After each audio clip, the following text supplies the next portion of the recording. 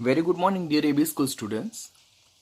Student, આપણે last લેક્ચરમાં factor affecting absorption જોયું, એટલે કે અધિશોષણને અસર કરતા પરિબળો જોયા, which is not given as a separate topic in our text book, પરંતુ એને આપણે competitive point of view, board point of view, MCQ point of view એને આપણે ખાસ ધ્યાનથી જોવું પડે. તો અધિશોષણને અસર કરતા પરિબળોમાં આપણે 5 ફેક્ટર વિશે ખાસ લર્ન કર્યું. આજે થોડુંક ક્વિક રિવિઝન કર્યું, બિકોઝ આજે જે આપણે અધિશોષણ સમતાપી જોવાના છે તો તે directly factor affecting absorption topic સાથે કોરિલેટેડ છે. અધિશોષણને અસર કરતા પરિબળોમાં પહેલું આપણે કયું ફેક્ટર જોયેલું, તો દેટ ઇઝ નેચર ઓફ એબ્ઝોર્બન્ટ, એટલે કે અધિશોષકનો સ્વભાવ.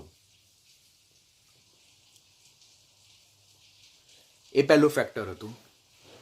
અધિશોષકનો સ્વભાવ, that is called as a nature of absorbent. તો અધિશોષક કેવો હોવો જોઈએ?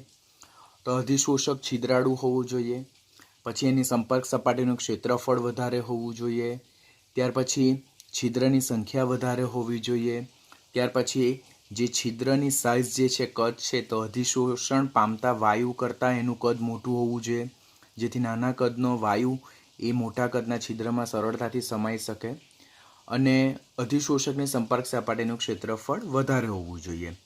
એટલા માટે સિલિકા જેલ છે, એલ્યુમિના જે છે, પછી ચારકોલ જે છે, તો આ બધા સારા અધિશોષક એટલા માટે છે because they are having a Porus structure. એમનું બંધારણ કેવું છે? છિદ્રાળું છે. અને જો તમે કોઈક એક ઇન્ટેક અધિશોષક હોય તેના સમાન દળને જો પાવડર સ્વરૂપમાં કન્વર્ટ કરો તો સંપર્ક સપાટીનું ક્ષેત્રફળ વધી જાય, તો અધિશોષણની માત્રા વધી જાય. તો these are the point that we discuss about the nature of the absorbent, એટલે અધિશોષકના સ્વભાવ. તો અધિશોષક કેવો હોવો જોઈએ? છિદ્રાળુ હોવો જોઈએ, પછી સંપર્ક સપાટીનું ક્ષેત્રફળ વધારે હોવું જોઈએ, છિદ્રની સંખ્યા વધારે હોવું જોઈએ, છિદ્રનું કદ અધિશોષણ પામતા વાયુ કરતાં વધારે હોવું જોઈએ. બરાબર? તો આ અધિશોષકના સ્વભાવ પર અધિશોષણ ડિપેન્ડન્ટ થાય. પછી સેકન્ડ જે છે તો તે અધિશોષિતના સ્વભાવ પર.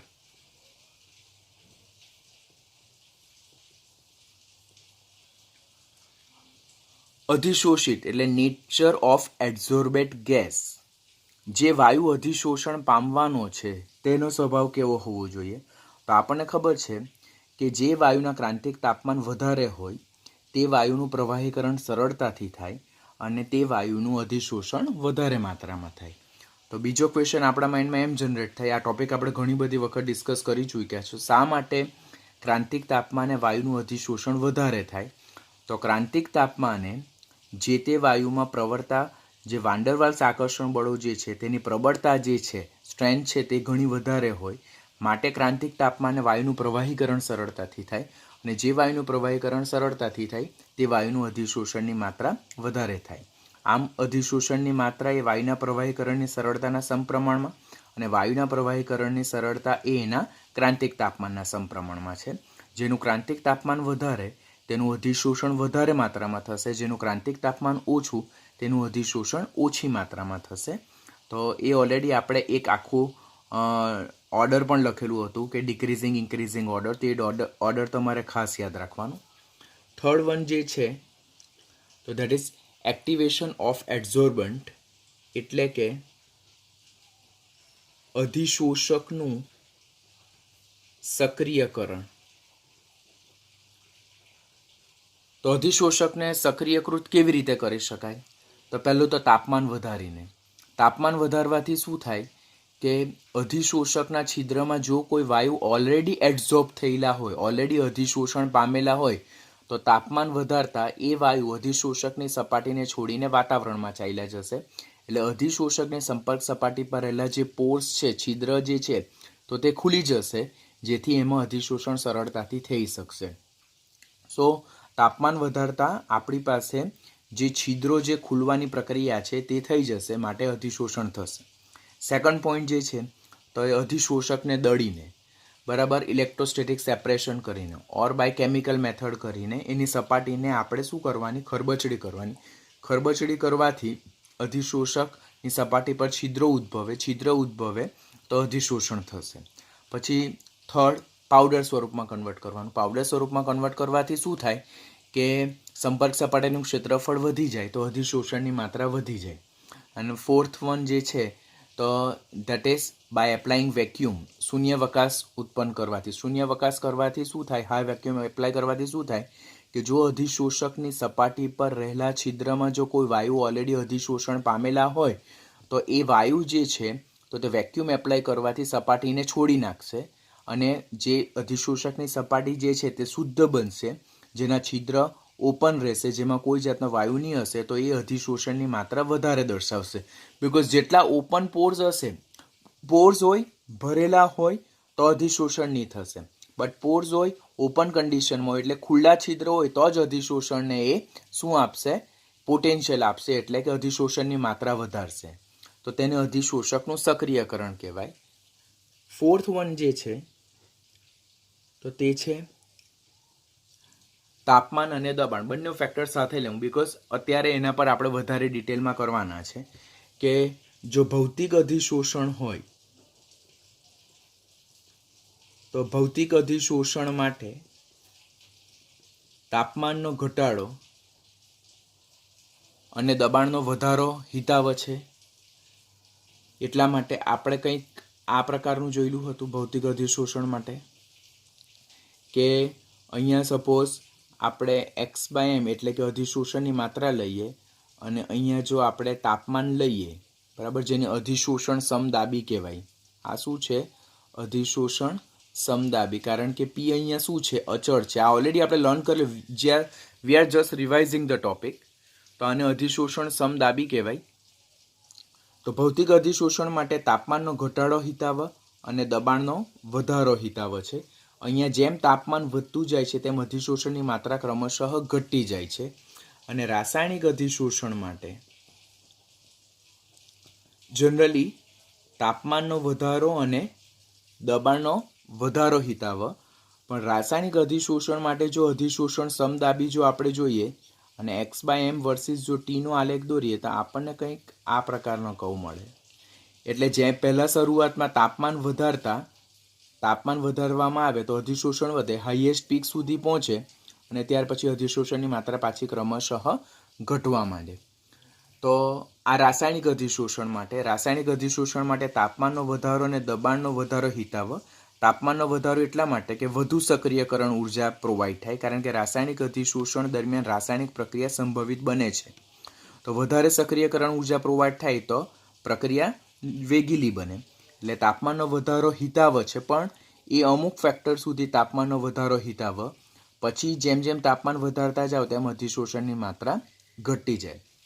તો these are the factor that we discuss about adsorption in last lecture. હવે આ જે અધિશોષણ સમતા, આ તો અધિશોષણ સમદાબી છે. આજે આપણે અધિશોષણ સમતાપી વિશે લર્ન કરવાનું. અધિશોષણ સમતાપી એટલે શું? તો x/m વર્સિસ શાનો આલેખ? પીનો આલેખ, જ્યાં તાપમાન શું છે?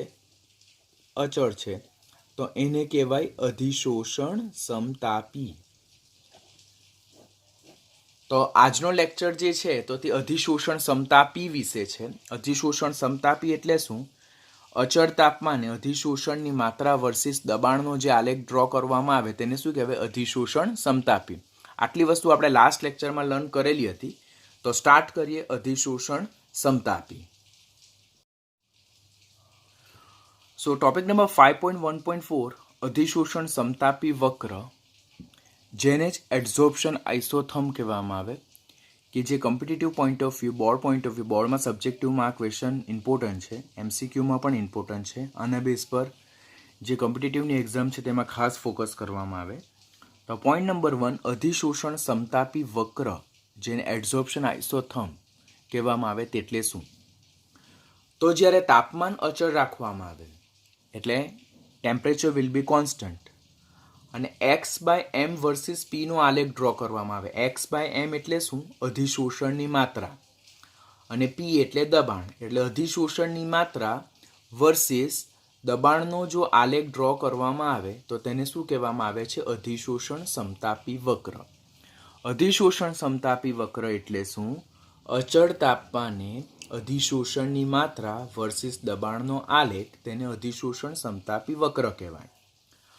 હવે એક્સ એ શું છે, તો જે વાયુ અધિશોષણ પામવાનો છે તો તે અધિશોષિત વાયુનું દળ છે. તો તમને આ બધા ફેક્ટર પણ પૂછાશે કે અધિશોષણ સમતાપી વક્રમાં ફેક્ટર એક્સ એટલે પદ એક્સ શું દર્શાવે, તો જે વાયુ અધિશોષણ પામે છે તો તે અધિશોષિત વાયુનું દળ, માસ ઓફ એડઝોર્બેટ, જેને શું કહેવામાં આવે છે, માસ ઓફ એડઝોર્બેટ. એમ એટલે શું, તો એમ એટલે અધિશોષકનું દળ, જેની સપાટી પર અધિશોષણ થવાનું છે તેનું દળ, તો એને કહેવાય માસ ઓફ એડઝોર્બન્ટ.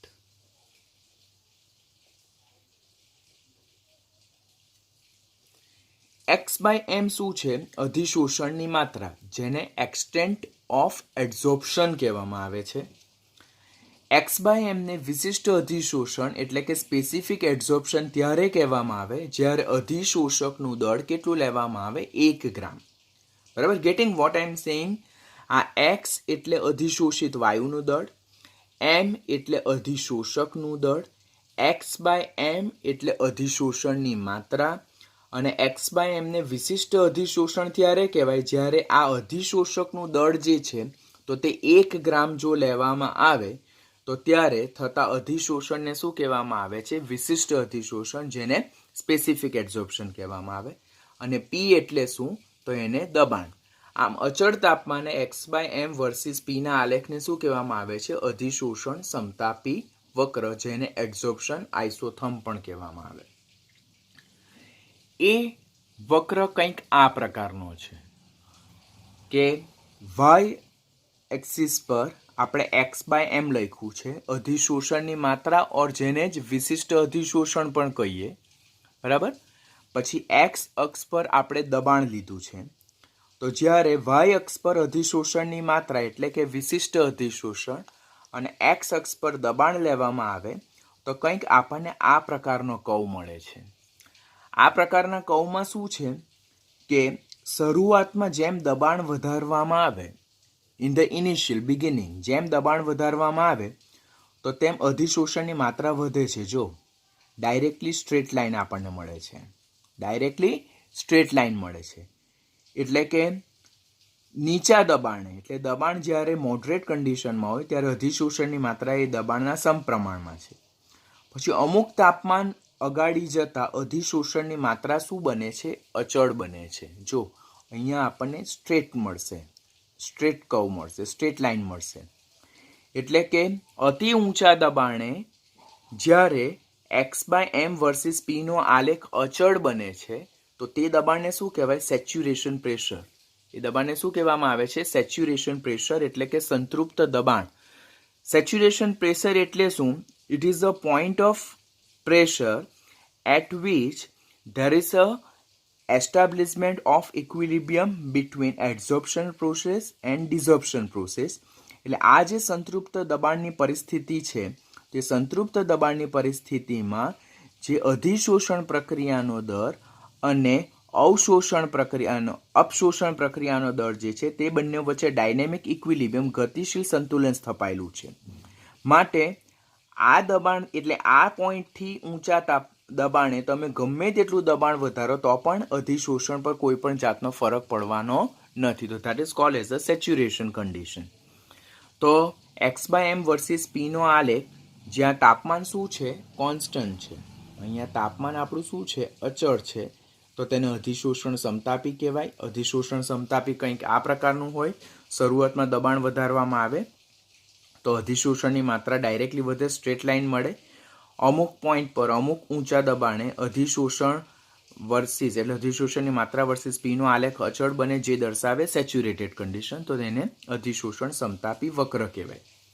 હવે અહીંયા તાપમાન શું છે, અચળ લેવામાં આવ્યું છે, પરંતુ બીજો આલેખ આપણે જો જોઈએ તે પણ આલેખ સાથે ડિસ્કશન કરી જ લઈએ કે જો એક્સ બાય એમ વર્સિસ પીનો આલેખ દોરવામાં આવે અને જુદા જુદા તાપમાને જો અધિશોષણ સમતાપી વક્રનો અભ્યાસ કરવામાં આવે તો એ દર્શાવે છે કે આ નીચું તાપમાન છે 195 કેલ્વિન, તો ત્યારે અધિશોષણની માત્રા વધારે છે.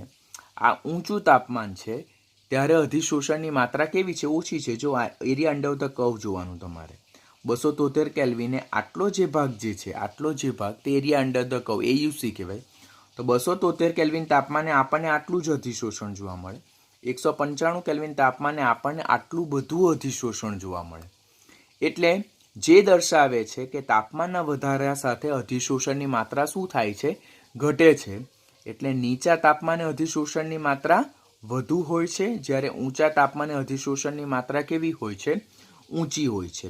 તો આ પોઈન્ટ પણ તમારે ખાસ યાદ રાખવાનો. અને this is preferably valid for the physical absorption. ભૌતિક અધિશોષણ માટે આ ખાસ લાગુ પડી શકે છે. તો this is specially apply for the physical absorption. ભૌતિક અધિશોષણ માટે જેમ તાપમાન ઘટાડવામાં આવે તેમ અધિશોષણની માત્રા વધે, અને જેમ તાપમાન વધારવામાં આવે તેમ અધિશોષણની માત્રા ઘટે છે. તે પોઈન્ટ પણ યાદ રાખશું આપણે. પછી આપણે સિલેબસમાં 2 પ્રકારના અધિશોષણ સમતાપીનો અભ્યાસ કરવાનો છે. ફર્સ્ટ વન જે છે તો તે છે ફ્રુનલીચ એબ્ઝોર્પ્શન આઇસોથર્મ, જેને ફ્રુનલીચ અધિશોષણ સમતાપી કહેવાય. અને જે આપણી ટેક્સ્ટબુકમાં પણ આપેલું છે. અને જે those student who are only focusing on board and GUJCET, તો તેણે ફક્ત ફ્રુનલીચ અધિશોષણ સમતાપી કરવાનું. અને સેકન્ડ જે અધિશોષણ સમતાપી જે છે તો તે લેંગમિયર અધિશોષણ સમતાપી છે, જેને લેંગમિયર એબ્ઝોર્પ્શન આઇસોથર્મ છે. This is for only those student who are specially focusing on NEET competitive exam પર ફોકસ કરે, because this is not given in our textbook. પરંતુ જે કોમ્પિટિટિવની એક્ઝામ છે તો તેમાં લેંગમિયર અધિશોષણ સમતાપી સિલેબસમાં છે, તો તે આપણે કોમ્પિટિટિવ માટે કરવાનું. ટેક્સ્ટબુક વાઇઝ જો જોઈએ તો ત્યારે આપણે ફક્ત ફ્રુનલીચ અધિશોષણ સમતાપી જોવાનું. તો આજના લેક્ચરમાં આપણે ફોકસ કરશું ફ્રુનલીચ અધિશોષણ સમતાપી વિશે. ફ્રુનલીચ નામના વૈજ્ઞાનિકે એક અધિશોષણ સમતાપી દર્શાવેલું હતું, જેને ફ્રુનલીચ અધિશોષણ સમતાપી કહેવામાં આવે, જેમાં એણે ઈસવીસન 1909માં અચળ તાપમાને ઘન અધિશોષકનું એકમ દળ, એટલે કે ઘન અધિશોષકનું દળ કેટલું લીધું? 1 ગ્રામ લીધું. તેના વડે કોઈ એક વાયુનું અધિશોષણ થાય છે એવું દર્શાવ્યું, અને અધિશોષણ પામતા વાયુ અને દબાણ વચ્ચેનો જથ્થાત્મક પ્રમાણસૂચક સંબંધ દર્શાવ્યો, જેને ફ્રુનલીચ અધિશોષણ સમતાપી કહેવાય. તો ફ્રુનલીચે શું કીધું? ફ્રુનલીચ માટે અધિશોષક એ કેવો હતો? તો અધિશોષક ઘન હતો, જેના પર અધિશોષણ કોનું થવાનું હતું? અધિશોષિત વાયુ હતો. અને ઘન અધિશોષક પર વાયુનું જે અધિશોષણ થાય છે તો તે અધિશોષણની માત્રા અને દબાણ વચ્ચેનો એણે પ્રમાણસૂચક સંબંધ દર્શાવ્યો, જેને ફ્રુનલીચ અધિશોષણ સમતાપી કહેવાય. એટલે x/m that is directly proportional to p⁻1/n. હવે આ સપ્રમાણતા જો દૂર કરીએ આપણે, તો x/m is equal to kp⁻1/n. અને ફ્રુનલીચ અધિશોષણ સમતાપી માટેનું સમીકરણ કહેવામાં આવે છે. x/m શું છે? અધિશોષણની માત્રા. હવે અહીંયા અધિશોષકનું દળ આપણે 1 ગ્રામ લીધું છે, એટલે આને વિશિષ્ટ અધિશોષણ કહેવાય. તો અધિશોષણની માત્રા અને દબાણ વચ્ચેનો જે સંબંધ જે છે, પ્રમાણસૂચક સંબંધ જે છે, તો તેને ફ્રુનલીચ અધિશોષણ સમતાપી કહેવાય. આ સપ્રમાણતા દૂર કરીએ તો અહીંયા કોન્સ્ટન્ટ લખીએ. હવે અહીંયા x જે છે તો તે અધિશોષિત વાયુનું દળ છે, m જે છે તો અધિશોષકનું દળ જે 1 ગ્રામ લીધું છે, x/m જે છે તો તેને અધિશોષણની માત્રા કહેવામાં આવે. અહીંયા k અને n જે છે તે શું છે? અચળાંક છે. અને આ બંને અચળાંક જે છે તો તે કોના પર આધાર રાખે? અધિશોષકના સ્વભાવ પર આધાર રાખશે. અને બીજું કોના સ્વભાવ પર આધાર રાખશે? અધિશોષિતના સ્વભાવ પર આધાર રાખે. તો તમને ક્વેશ્ચન પૂછાય કે ફ્રુનલીચ અધિશોષણ સમતાપીમાં અચળાંક કયા છે? તો k અને n અચળાંક છે. Some books are making here capital K as well. Capital K પણ મૂકી શકો, સ્મોલ k પણ મૂકી શકો. તો તેમાં k અને n જે છે તે બંને અચળાંક છે, અને તેના મૂલ્યો શેના પર આધારિત છે? અધિશોષક અને અધિશોષિતના સ્વભાવ પર આધાર રાખે. અને p જે છે તો તે દબાણ કહેવાય, જેને કહેવામાં આવે છે ફ્રુનલીચ અધિશોષણ સમતાપી માટેનું ઇક્વેશન. આમ ફ્રુનલીચ અધિશોષણ સમતાપી એટલે શું? તો ફ્રુનલીચે ઈસવીસન 1909માં નિયત તાપમાને ઘન અધિશોષકના એકમ દળ એટલે m બરાબર 1 ગ્રામ વડે અધિશોષણ પામતા વાયુ અને દબાણ વચ્ચેનો જે પ્રમાણ સૂચક સંબંધ કર્યો, જેને ફ્રુનલીચ અધિશોષણ સમતાપી કહેવાય. That is x by m is equal to kp raise to 1/n. અહીંયા જે n છે, સ્મોલ n, તેનું મૂલ્ય હંમેશા 1 કરતાં વધારે હશે. કન્ડિશન યાદ રાખવાની, કોમ્પિટિટિવમાં આ ક્વેશ્ચન પર ફોકસ થાય છે. તો સ્મોલ n જે છે તેનું મૂલ્ય હંમેશા 1 કરતાં વધારે હોય, પરંતુ ફેક્ટર 1/n જે છે, તો 1/n જે છે તેનું મૂલ્ય 0 કરતાં વધારે, 1 કરતાં નાનું, એટલે કે એ અપૂર્ણાંક સંખ્યામાં હશે અને તેની વેલ્યુ મોસ્ટ પ્રોબેબલ 0.1 to 0.5 જેટલી હશે. તો આને ફ્રુનલીચ અધિશોષણ સમતાપી માટેનું ઇક્વેશન કહેવાય. x by m is equal to kp raise to 1/n. બરાબર. n નું મૂલ્ય 1 કરતાં વધારે હંમેશા, 1/n નું મૂલ્ય હંમેશા 0 કરતાં મોટું અને 1 કરતાં નાનું, મોસ્ટ પ્રોબેબલ 0.1 થી 0.5 ની વચ્ચે, જ્યાં x બાય m ને અધિશોષણની માત્રા કહેવામાં આવે, વિશિષ્ટ અધિશોષણ કહેવામાં આવે, સ્પેસિફિક એડઝોર્પ્શન, બીકોઝ અહીંયા m બરાબર આપણે 1 ગ્રામ લઈએ છીએ. p ને દબાણ કહેવામાં આવે, k અને n અચળાંક છે જે કોઈ ખાસ તાપમાને કોના પર આધાર રાખે? ઘન અધિશોષક અને અધિશોષિત વાયુના સ્વભાવ પર આધાર રાખે છે. ફ્રુનલીચ અધિશોષણ સમતાપીના આધારે આપણે નીચે મુજબના અવલોકનો નોંધી શકીએ છીએ, which is most important for MCQ point of view. આ ખાસ યાદ રાખજો, આના બેઝ પર ક્વેશ્ચન મેક્સિમમ ટાઈમ પૂછાય છે. Same question repeating for many times. આપણે 3 પ્રકારની કન્ડિશન યાદ રાખવાની: નીચા દબાણે, ઊંચા દબાણે અને મધ્યમ દબાણે. નીચા દબાણે એટલે કે 1/n જે છે તેનું મૂલ્ય આપણે કેટલું લેવાનું છે? 1 લેવાનું છે. અહીંયા આપણે લર્ન કર્યું કે આપણે અત્યારે ઇક્વેશન જોયું, x by m is equal to kp raise to 1/n, જે ફેક્ટર n જે છે તેનું મૂલ્ય હંમેશા 1 કરતાં વધારે અને 1/n તેનું મૂલ્ય 0 કરતાં મોટું અને 1 કરતાં નાનું હોય ત્યારે ફ્રુનલીચ અધિશોષણ સમતાપી લાગુ પાડી શકાય. હવે આ જો 1/n નું મૂલ્ય 0 લેવામાં આવે તો તે ખૂબ ઊંચું દબાણ હશે. બરાબર. 1/n નું મૂલ્ય જો 1 લેવામાં આવે તો એ ખૂબ નીચું દબાણ હશે અને 1/n નું મૂલ્ય જો 0.1 થી 0.5 ની વચ્ચે લેવામાં આવે તો એ મોડરેટ પ્રેશર હશે. એટલે આપણે ફ્રુનલીચ અધિશોષણ સમતાપીને 3 કન્ડિશન માટે લાગુ પાડવાનું. એક, ખૂબ નીચા દબાણે. ખૂબ નીચા દબાણે 1/n નું મૂલ્ય કેટલું? 1 હશે. ખૂબ ઊંચા દબાણે જ્યારે 1/n નું મૂલ્ય 0 હશે અને મોડરેટ પ્રેશર જ્યારે 1/n નું મૂલ્ય ફ્રેક્શનમાં હશે. તો એના માટેના જો ઇક્વેશન જોઈએ આપણે, કે જે કોમ્પિટિટિવમાં ખાસ પૂછાય છે, they are mainly focusing on this 3 kind of condition of different pressure. નીચા દબાણે કે જ્યારે 1/n નું મૂલ્ય આપણે કેટલું લીધું છે? 1 લીધું છે. તો આપણી પાસે ઇક્વેશન શું છે? x by m is equal to kp raise to 1/n. આ આપણી પાસે ઇક્વેશન છે. હવે તેમાં 1/n ની મૂલ્ય આપણે કેટલું લખીએ છીએ? 1 લખીએ છીએ. કઈ પરિસ્થિતિમાં? નીચા દબાણની પરિસ્થિતિમાં. તો x by m is equal to kp raise to 1 લખાય. માટે x by m is equal to k into p લખાય. જો આ પ્રપોઝનાલિટી કોન્સ્ટન્ટને હું દૂર કરું તો x બાય m ચલે છે, p લખાય. આમ નીચા દબાણે અધિશોષણ એ દબાણના સમપ્રમાણમાં છે. માટે નીચા દબાણે અધિશોષણ એ દબાણના સમપ્રમાણમાં છે, જે ફર્સ્ટ ઓર્ડર કાઇનેટિકને ફોલો કરે છે. ફર્સ્ટ ઓર્ડર કાઇનેટિકને એટલા માટે ફોલો કરે બિકોઝ જે rate of adsorption that is directly proportional to factor p, એટલે એ દબાણના સમપ્રમાણમાં છે.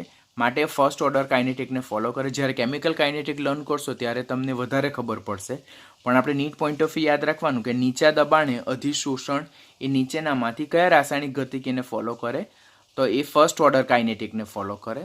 અને ગ્રાફ જે છે તે ઓલમોસ્ટ આપણને કેવો મળશે? સ્ટ્રેટ લાઇન, એટલે કે ડાયરેક્ટ ઇન્ક્રીઝિંગ ગ્રાફ મળશે. હું તમને આના પછી ગ્રાફ પણ સમજાવીશ.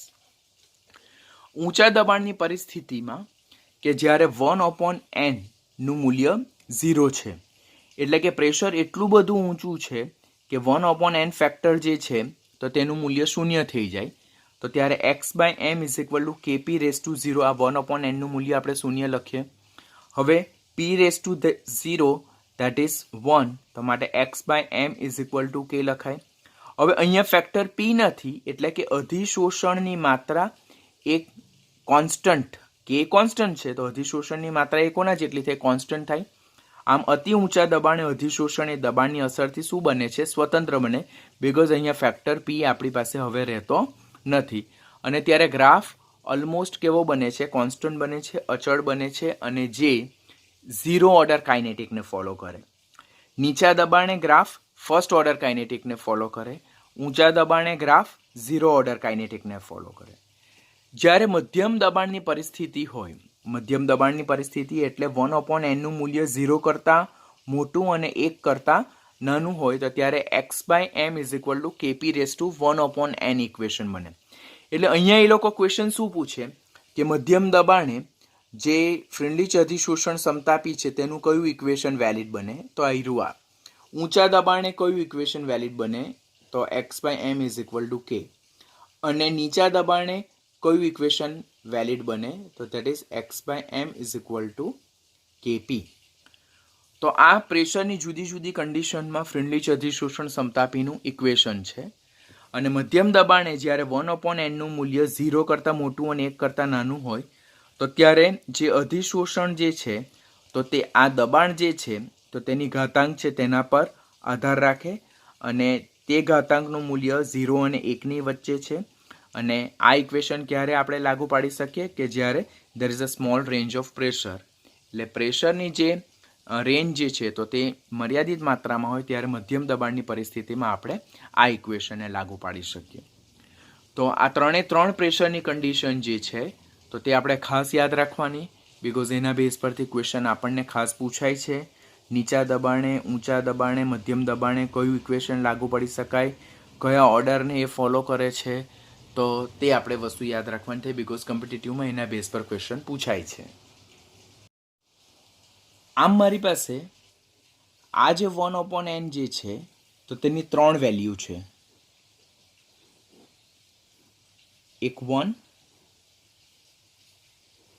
એક 0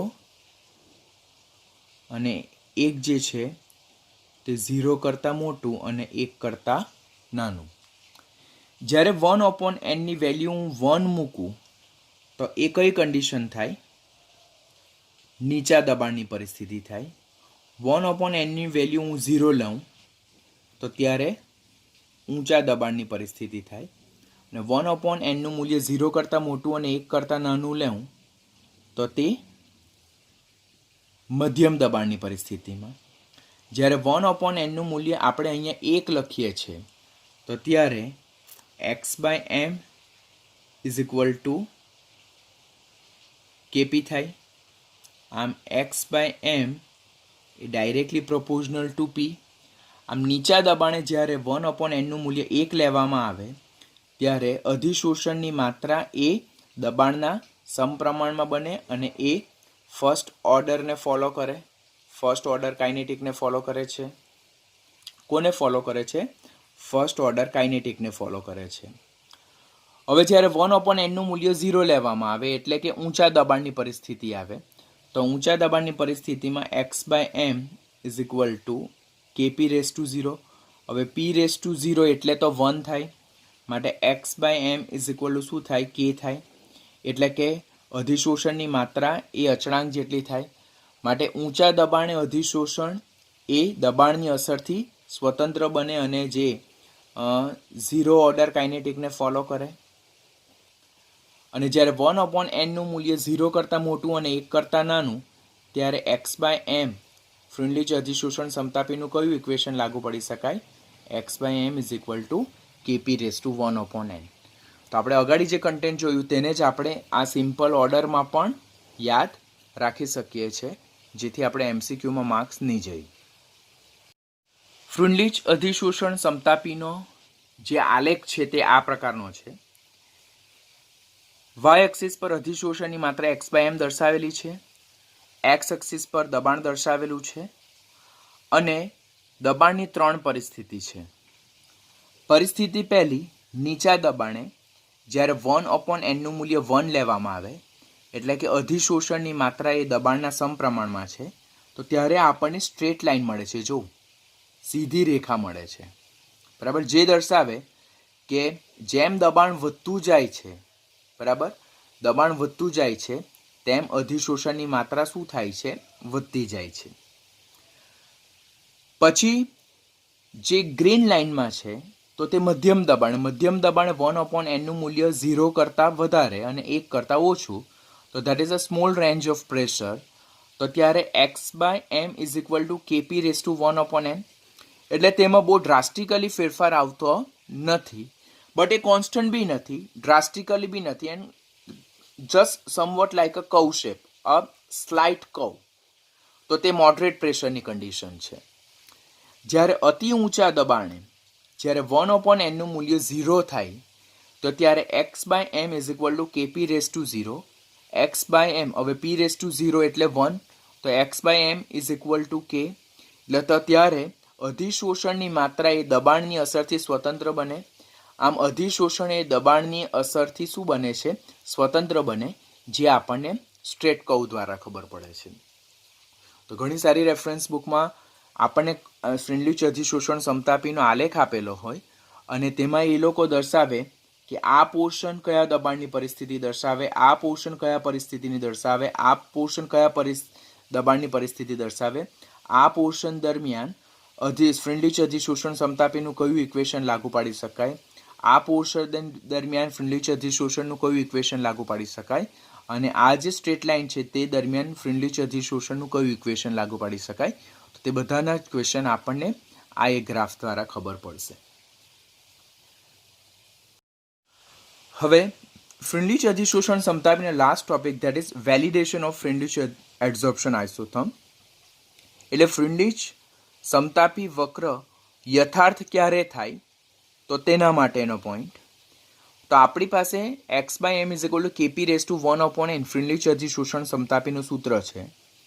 જો હું બંને બાજુએ log લેઉં તો log x/m is equal two log kp⁻1/n થાય.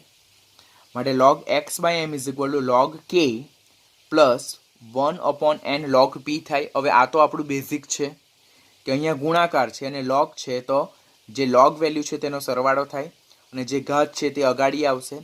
log x/m is equal two log k plus 1/n log p લખાય. હું આ જ ઇક્વેશનને આ રીતે પણ લખું, log x/m is equal two 1/n log p plus log k. એટલે મેં કંઈ નથી કર્યું, આ જે ફેક્ટર છે તેને અહીંયા મૂક્યું છે અને આ ફેક્ટરને પાછળથી મૂક્યું છે.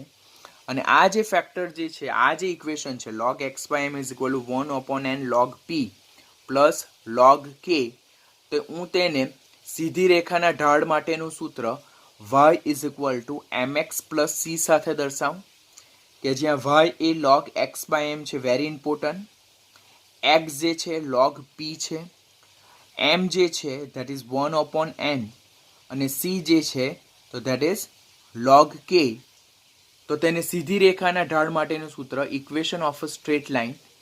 તો તેમાં m જે છે તો તે સ્લોપ છે, ઢાળ છે, અને c જે છે તો તે ઇન્ટરસેપ્ટ છે, જેને આંતરછેદ કહેવામાં આવે. એટલે ક્વેશ્ચન હવે એમ પૂછવામાં આવે કે ફ્રેન્ડલી અધિશોષણ સમતાપી વેલિડ છે કે નહીં તે કેવી રીતે લાગુ પાડી શકાય. તો એના માટે આપણે log x/m versus log p નો આલેખ ડ્રો કરવાનો. અહીંયા આલેખ મેં મેન્શન કર્યો છે, જો log x/m versus log p નો આલેખ ડ્રો કરવાનો. જો log x/m versus log p નો આલેખ ડ્રો કરતા આપણને સ્ટ્રેટ લાઇન મળે તો ફ્રેન્ડલી અધિશોષણ સમતાપી જે છે તો તે વેલિડ છે, એટલે યથાર્થ છે અને એ લાગુ પાડી શકાય છે એમ. પરંતુ જો અહીંયા કંઈક આપણને કર્વ શેપ મળે તો એ ફ્રેન્ડલી અધિશોષણ સમતાપી લાગુ પડતું નથી. તો how can you validate that Freundlich adsorption isotherm is applicable. એટલે ફ્રેન્ડલી અધિશોષણ સમતાપી લાગુ પાડી શકાય log x/m versus log p નો આલેખ ડ્રો કરતા. તેના ઇન્ટરસેપ્ટનું મૂલ્ય શું છે? log k જેટલું. તેનો સ્લોપ એટલે કે ઢાળ જે છે, સ્લોપને m કહેવાય, તેના ઢાળનું મૂલ્ય કોના જેટલું છે 1/n. હવે આ 1/n is equal two b/a. આ બી છે આટલી વેલ્યુ અને આ એ છે બિકોઝ EIEEE અને JEE એડવાન્સ અને JEE મેઇનની એક્ઝામમાં આના બેઝ પર ક્વેશ્ચન પૂછાયું છે, એટલે આપણે નીટ બેઝ પર એની તૈયારી રાખવાની. પૂછાયું નથી બટ પૂછાશે, પૂછાઈ શકે છે. તો ફ્રેન્ડલી અધિશોષણ સમતાપીમાં ઇન્ટરસેપ્ટનું મૂલ્ય કેટલું હોય તો log k જેટલું, પછી ઢાળનું મૂલ્ય કેટલું હોય 1/n જેટલું, અને એ લોકો nની કિંમત પૂછે, આપણને kની કિંમત શોધવા માટે કે. તો આના પછીના લેક્ચરમાં હું તમને આના બેઝ પરના MCQ અને ન્યુમેરિકલ સોલ્વ કરાવીશ, પણ એના માટેનું પહેલાં આ કન્સેપ્ટ આપણો ક્લિયર હોવો જોઈએ. ફરીથી સમજાવું તો આપણી પાસે આ ઇક્વેશન છે x/m = kp⁻1/n. Both side log લેતા આપણે log x/m = log k + 1/n log p મળે. તેમાં આ જે ફેક્ટર છે તેને હું પહેલાં લખું અને આ ફેક્ટરને પછી લખું. તેને સીધી રેખાના ઢાળ માટેના સૂત્ર સાથે સરખાવું તો મને y અક્ષ પર શું મળે log x/m, એટલે y અક્ષ પર log x/m દોરવાનું લેવાનું, x અક્ષ પર log p તો x અક્ષ પર log p, અને જો સ્ટ્રેટ લાઇન કર્વ મળે તો ફ્રેન્ડલી અધિશોષણ સમતાપી લાગુ પડે, જેના ઇન્ટરસેપ્ટ એટલે આંતરછેદનું મૂલ્ય કેટલું મળે છે log k. આ c જે છે તે શું છે આંતરછેદ છે, c શું છે આંતરછેદ છે, તો તેનું મૂલ્ય કેટલું log k જેટલું મળે. સ્લોપનું મૂલ્ય કેટલું છે 1/n જેટલું, તો અહીંયા log k ઇન્ટરસેપ્ટ છે અને સ્લોપ જે છે તો તે 1/n છે, જે b/a કરીને આપણે શોધી શકીએ છીએ. આમ how can you validate that Freundlich adsorption isotherm is applicable? જો આપણે y અક્ષ પર log x/m લઈએ અને x ધરી પર આપણે log p લઈએ અને જો સીધી રેખા મળે તો ફ્રેન્ડલી અધિશોષણ સમતાપી એ યથાર્થ છે, અને જો સીધી રેખા મળતી નથી, કર્વ શેપ મળે તો આ સમીકરણ ઇનવેલિડ છે. That's all about the Freundlich adsorption isotherm. Very important topic. ટેક્સ્ટબુકમાં જે રીતે આપ્યો છે ડેફિનેટલી તમને નહીં સમજ પડશે, અને આ ટોપિકમાંથી ઘણા બધા સારા MCQ બને છે. જે રીતે મેં તમને એક્સપ્લેન કર્યું છે તે ફ્લોમાં જજો, topic will be very easy. Next કારણ કે આ રીતે જો તમે નહીં જશો ને તેના બેઝ પરથી કોન્ટ્રાવર્શિયલ ક્વેશ્ચન આવે છે જેને તમે સોલ્વ નહીં કરી શકો. નેક્સ્ટ લેક્ચરમાં આપણે ફ્રેન્ડલી અધિશોષણ સમતાપીને લગતા સારા ક્વેશ્ચન પર ડિસ્કશન કરશું.